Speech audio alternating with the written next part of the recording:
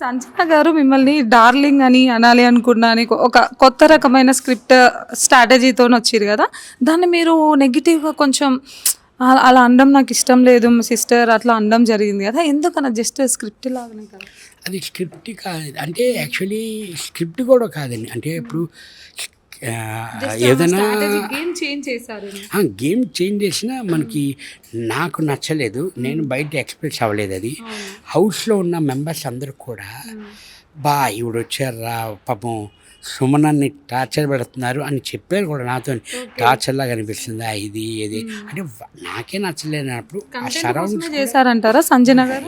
Definitely content కోసం తప్ప ఇంకోలా కాదండి పాపం.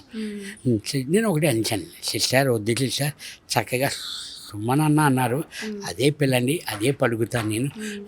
ఫస్ట్ అన్న అని తర్వాత డార్లింగ్ అని వద్దు సిస్టర్ మనకు వద్దు అని హౌస్ మెంబర్స్ కూడా సిస్టర్, ఎందుకంటే అదే హ్యాపీగా ఉంటుంది, హ్యాపీగా సిస్టర్ సుమ అన్నని పిల్లని చాలు అని అనేమనుకున్నాను. Sir Demon Pavan Rithu relationship గురించి సంజన గారు ఒక మాట అనడం జరిగింది. దానిపైన హౌస్ కూడా అంతా స్టాండ్ తీసుకోవడం జరిగింది. నిజంగా ఆ విషయంలో సంజన గారు రిగ్రెట్ ఫీల్ అయ్యారా? ఏంటే నాకు కొంచెం లాంగ్వేజ్ తెలీదు, కొంచెం నాకు ఆ డిస్టర్బ్ అన్నది ఆ నామినేషన్లో చెప్పేది కాదు. మీరు మామూలుగా పర్సనల్గా మాట్లాడతారు, మనతో మాట్లాడతారు, రీతుతో మాట్లాడతారు, అప్పుడైనా మీరు చెప్పాల్సింది, కానీ అది కరెక్ట్ కాదు అని నేను కానీ ఇమ్ము కానీ ఆవిడకి చెప్పడం జరిగింది.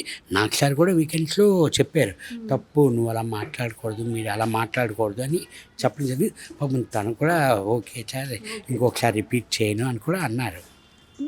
పవన్ కానీ ఇంకా రీతు గారు కానీ హౌస్లో ఎలా ఉండేవాళ్ళు? నిజంగా వాళ్ళు ఓన్లీ ఫ్రెండ్షిప్ లానే ఉండారా, లేకపోతే వేరేలా ఉండేవాళ్ళ ఇప్పుడు సంజన గారు చెప్పినట్టు? లేదండి, డెఫినెట్లీ చెప్తున్నాను. ఇప్పుడు నాది అనేది ఎలా బౌండింగో వాళ్ళది అలాగే బౌండింగ్ అండి. ఫ్రెండ్షిప్, ఓన్లీ ఫ్రెండ్షిప్ ఇద్దరు. ఇప్పుడు ఏంటంటే మీరు వాళ్ళు మాట్లాడే విధానం కూడా ఏముంటుందంటే, ఈ టాస్క్లో నాకు హెల్ప్ చేయలేదు, నేను ఈ టాస్క్లో నన్ను తీసేవు, అంతే. ఆ డిస్కషన్ తప్ప ఇంకేమీ లేదండి. ఫ్రెండ్, ఎందుకంటే డిమాండ్ పవన్ వచ్చి కూల్, సైలెంట్, చాలా మంచోడు, నెమ్మది. ఆ కన్వర్జేషన్ అలా ఉండేది తప్ప ఇంకోలా ఉండేది కాదండి. రీతు గారు ఎలిమినేట్ అయినారు కదా! సో రీతు గారు ఎలిమినేట్ అయిన తర్వాత పవన్ గారి గేమ్ మొత్తం చేంజ్ అయింది.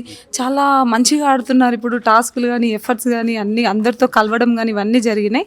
రీతు గారు లేకపోయి ఉంటే ఇంకా టాప్ 1లో ఉండేవాళ్ళు అన్న కామెంట్స్ వినిపిస్తున్నాయి అన్నమాట బయట. నిజంగా రీతు గారి వల్ల పవన్ గారి గేమ్ ఎఫెక్ట్ అయిందంటారా? ఎఫర్ట్ అన్నది కాదండి, కొంచెం ఫస్ట్ నుంచి నార్మల్ నెమ్మదిగా ఉండేవాడు, తర్వాత నుంచి మనోడు అసలు రూపం చూపించాడేమో అని అనుకున్నాను. దీనివల్ల ఎఫెక్ట్ అయింది అన్నది కరెక్ట్ కాదండి, అదేం కాదు. ఆడేసిన వాళ్ళు ఎప్పుడైనా ఆడొచ్చు కదండి.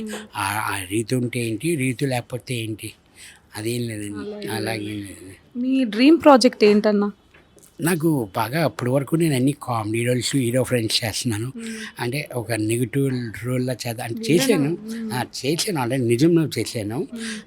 ఇంకా కొంచెం ఫర్దర్గా నెగిటివ్ రోల్స్లా చేయాలి అని నాకు ఇష్టం ఉంది. నెగిటివ్ రోల్స్ మరి మా ఆడియన్స్ ఫీల్ అవుతారేమోనన్నా, మీరు నెగిటివ్ రోల్ మమ్మల్ని ఎంటర్టైన్ ఎవరు చేస్తారు మీరు నెగిటివ్ రోల్స్ వేస్తే? అంటే మొత్తం అన్ని మూవీలు కాదండి, అట్లీస్ట్ ఒక 2-3 మూవీలు చేద్దామని. ఇది నాకు పేరు తీసుకొచ్చింది కామెడీ, దీన్ని వదులుకోను కదండి.